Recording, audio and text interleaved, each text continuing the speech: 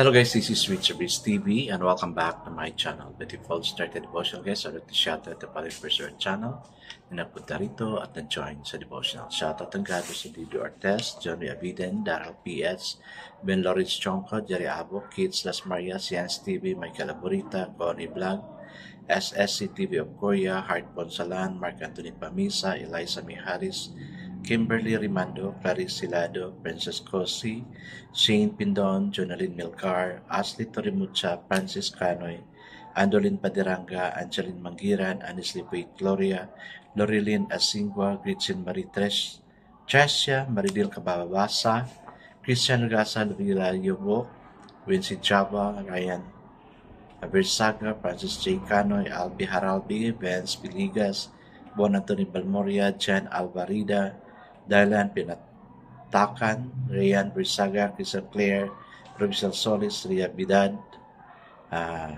Marian Comendador, GJ Patrocinio, and Ken Mondero. Shoutout na rin sa mga hindi nakisabay na manood sa devotional, but still napunta pa rin dito para manood at makinig sa devotional. God bless us all guys.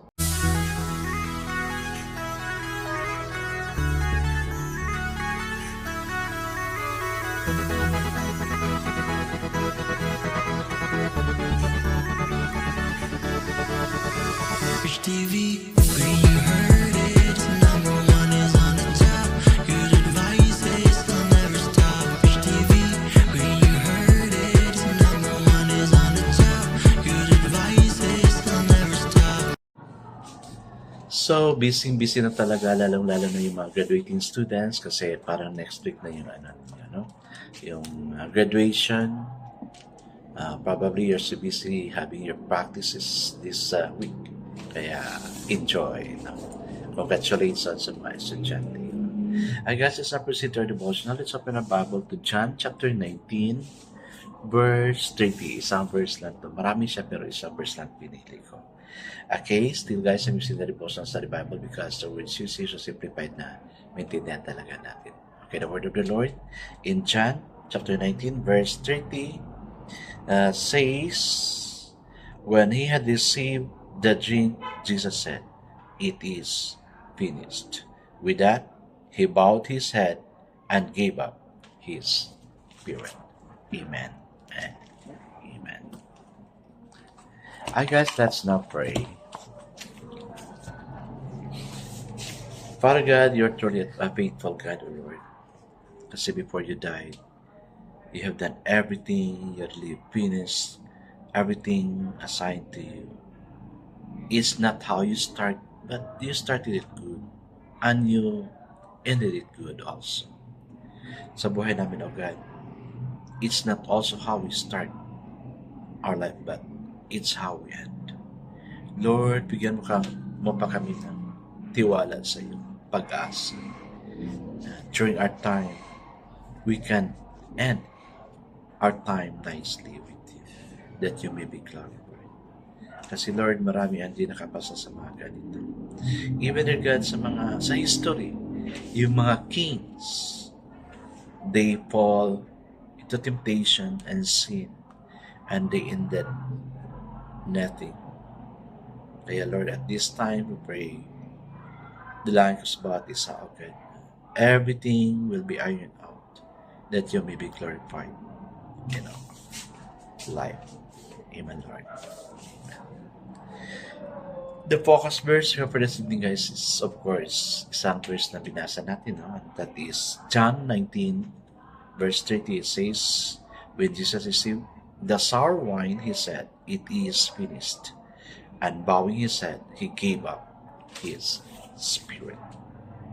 So the title of the devotion for this evening, guys, is The Finished of the Beginning. What is finished? Jesus did not say, "I am finished," but it is finished. The work he had come to do was now complete. Climax in the cross. He had come to reveal God's love, to communicate grace, to usher in the reality of the kingdom, and to set people free from the power of sin and death. His work was done. And yet, it had only begun. God had a final word. He took the finished work of Christ as the basis of our salvation forever.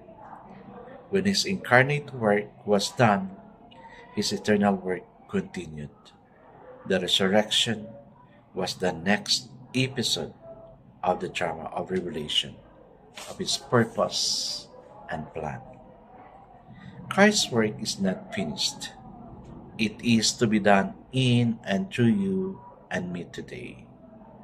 When we finish, to the best of our capacities, what God has given us to do, the resurrection of our frail efforts is close at hand. He will take our human fumbling and use them for his glory, making something glorious out of what he toiled to make great. Amen and amen. Buti pa si Lord, no? Ang ganda ng start niya, no? He was born in a manger, though he is king. Napaka-lowly talaga. Napaka-humble ng king natin. Yung iba, doon pa sila sa suite room, first class hospital, isinilang. Pag namatay, napakaganda ng kabaong. Diba? Doon pa sa Memorial Garden, ililibing. But si Lord, tingnan naman natin. Yung iba namatay sa ICU, very class, no? But si Lord died on the cross in front of many witnesses. Pinako. Inilibing, doon pa sa kuweba. Ano talaga, no? A humble spirit. Well, in a way, God siya. But the miraculous thing after 3 days is that nabuhay siya.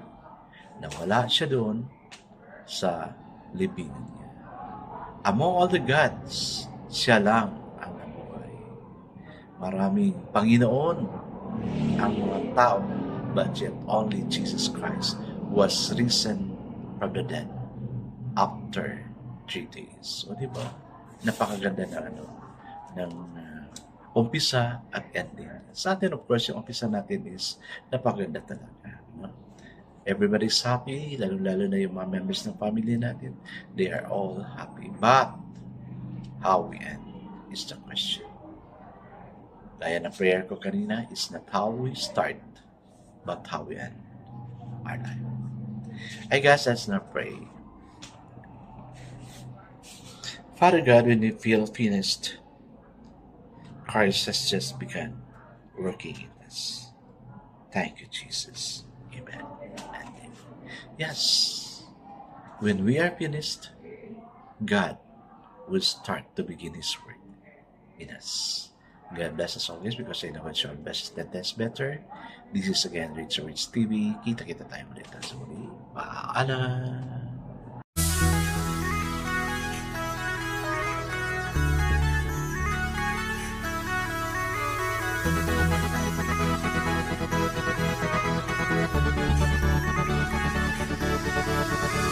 Rich TV, where you heard